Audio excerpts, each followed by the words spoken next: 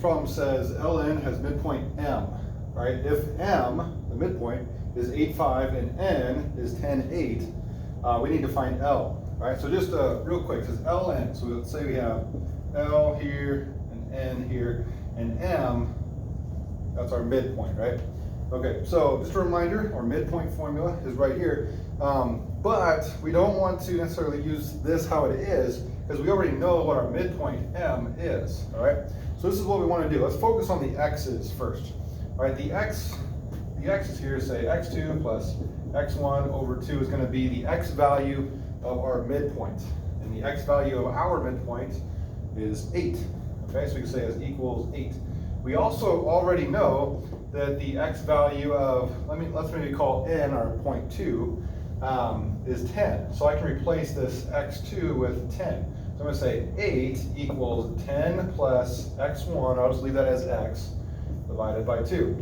So to figure out the x value of L, or x1, what I'm going to do is take both sides, multiply times 2, that's going to cancel those, and it's going to give me 16 equals 10 plus x. Well, 10 plus what is 16? 6.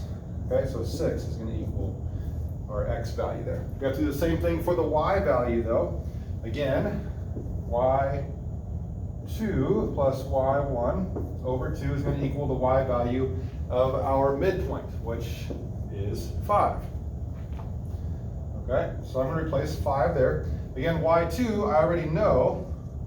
Again, if these are my 2's, x2 and y2, I can replace this with an 8. So we're going to say 5 equals 8 plus y1, the y value of the L, divided by 2. Again, multiply both sides by 2. And now 10 equals 8 plus y1. And so 8 plus what is 10? Well, 8 plus 2 is 10. So y would equal 2 in this case. So our L point then, L, is going to be the point xy, or 6, 2. Okay, and if I were to take L and n over here and plug it into my midpoint formula, you would see that the midpoint would in fact be 8, 5.